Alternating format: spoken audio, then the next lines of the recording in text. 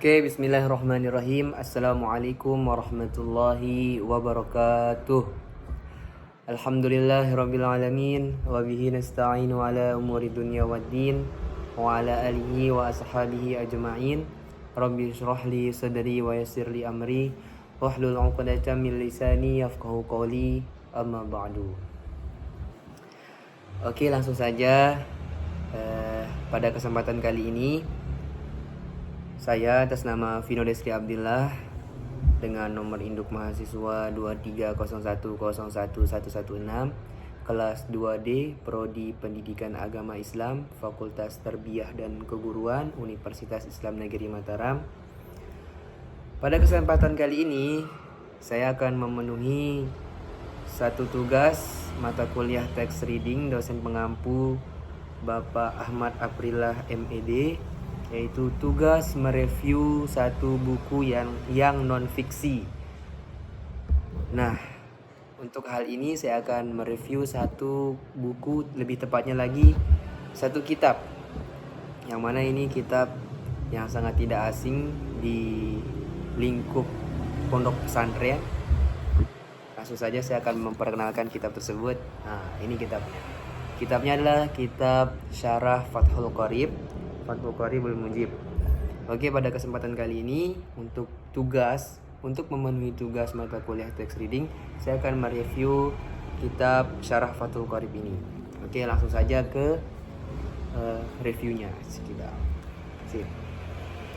Oke teman-teman, jadi kitab Fathul Qorib ini adalah karangan dari Syekh Imam Syamsuddin Muhammad bin Qasim Al-Ghazi. Dia bergenre fikih Islam. Di dalamnya tertulis dengan bahasa Arab, dengan banyak sekali terjemahan dalam bahasa lain juga ada. Tapi untuk yang saya pegang sekarang ini yang berbahasa Arab tanpa ada terjemahannya. Kemudian tebalnya atau berapa halaman itu tergantung edisi. Nah, untuk kitab yang saya pegang sekarang ini, setelah saya buka, setelah saya baca, saya juga pernah mempelajari dulu ketika di pesantren. Dia memiliki 71 halaman.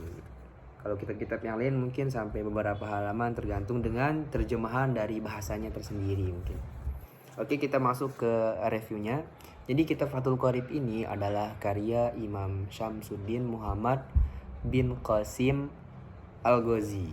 Kitab ini adalah salah satu rujukan utama dalam studi fikih di kalangan umat Islam, khususnya dalam mazhab Imam Syafi'i. Kitab ini merupakan syarah ya. Sebagaimana yang tertulis di sini adalah syarah. Syarah dari mana? Syarah dari matan karangannya Imam Abu Syuja yang kita kenal sebagai matan Takrib wal Ghayah. Yang mana kitab tersebut juga sangat terkenal sebagai teks dasar dalam fikih ya teman-teman.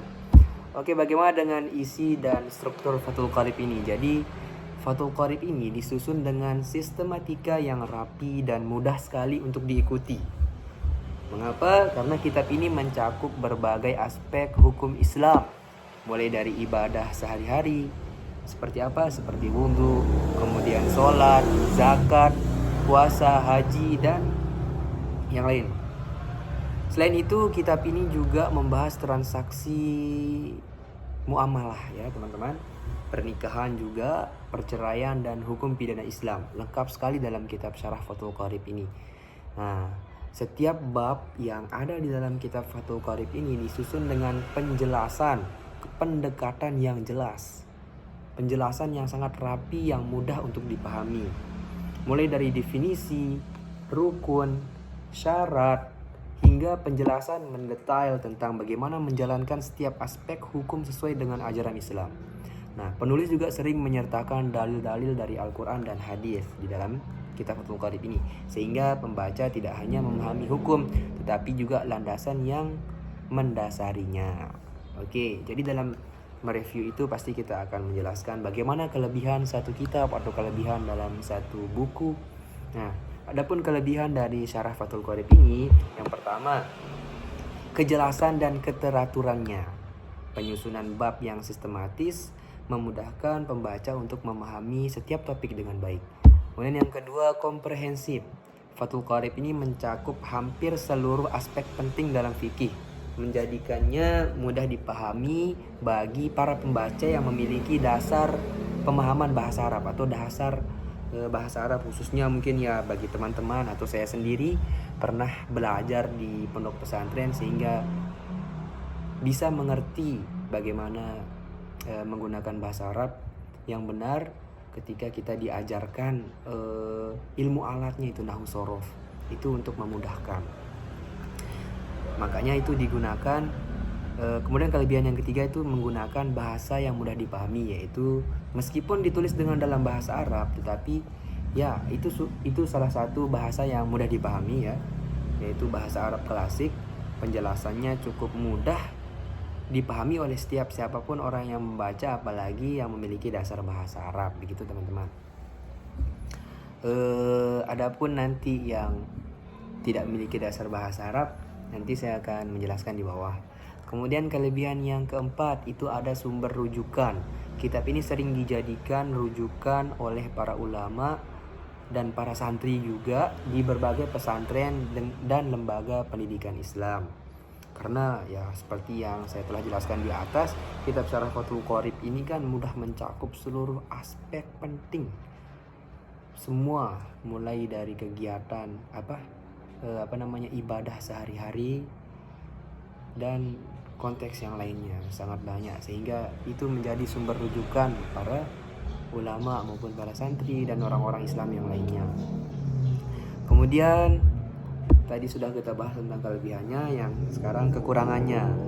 Nah, ada 2 kekurangan yang saya dapat dari kitab Fathul Qorib ini. Yang pertama, konteks modern. Jadi beberapa pembahasan mungkin perlu penyesuaian dengan konteks modern. Untuk itu pembaca seringkali memerlukan bimbingan dari ulama atau guru yang memahami konteks zaman sekarang. Kita akan mengetahui bahwa di zaman modernisasi ini, zaman modern ini kan banyak sekali nanti permasalahan-permasalahan yang muncul, sehingga yang tidak ada dijelaskan dalam kitab ini. Maka bagaimana caranya itu harus